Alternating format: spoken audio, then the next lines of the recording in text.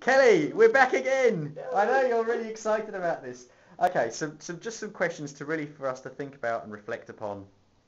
Um, your personal journey with e-learning this year, but also if you can begin to think about it perhaps also from a school-wide point of view.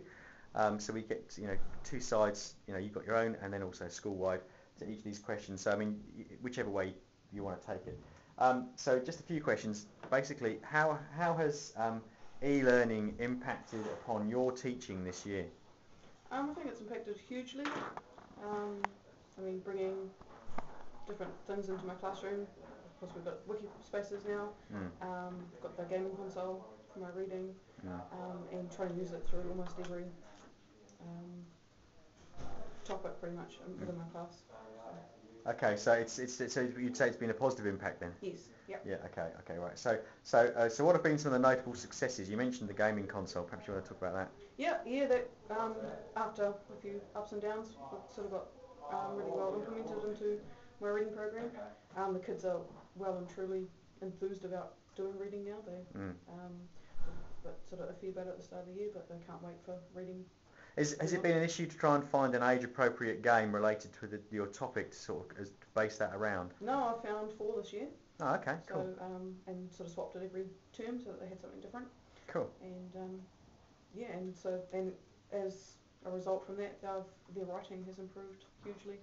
Their description and their writing. Is that right? Yeah. Oh, fantastic. They were sort of starting at blogging at sort of 5 minutes to start with, and they had a half an hour session, and they're now doing about 25 minutes of blogging.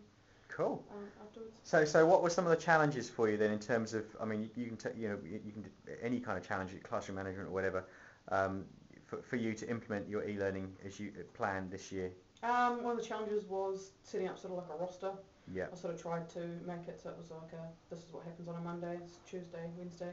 That sort of didn't work because of all the interruptions that we have in the intermediate area. Yeah. There were kids that were missing out on their day on PlayStation and getting really frustrated about it. So how did you resolve that? I set up a 4-day system, so it just rotated, so that today's day 1, today's day 2, and the kids now are really onto it. And that, cool, yeah, we know what day it is and what we're doing on that day. And that's more equitable, is it? Yes, it is, so that they're actually getting time, because they were finding that if you're on a Wednesday, you always got your day knocked if we had singing practice or something. Oh, yeah. So how have you had to adapt your classroom management? Clearly turning your thing to a 4-day rotation is one thing. Yep.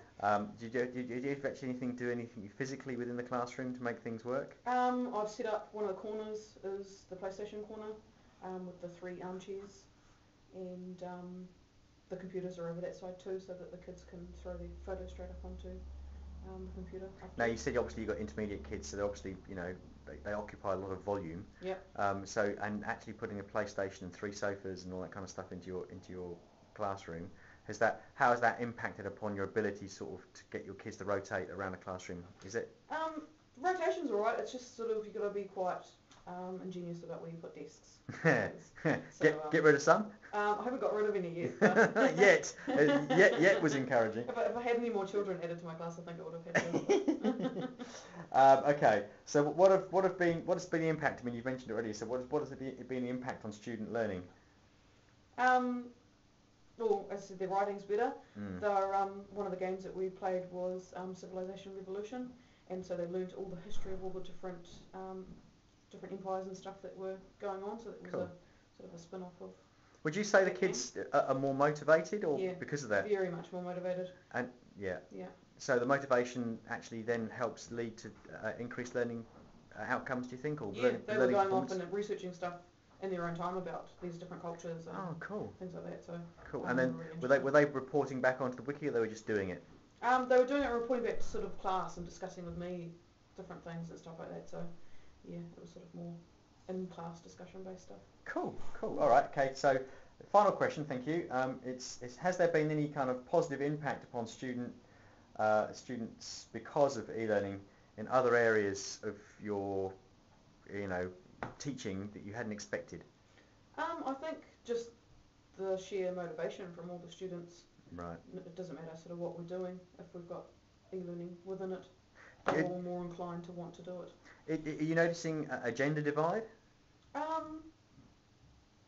No, not really. No, the kids are sort of they're willing to help each other out. And so with your gaming console, the you know, I mean, obviously the stereotype is it's kind of a very boysy kind of thing. Is that not a factor? No, because you've got all the girls that have got all the Nintendo DSIs now. Oh yeah. It's sort of become more of a girls-based thing as well. Okay. So they're a bit more interested. Cool. So that's Yep. excellent. Excellent.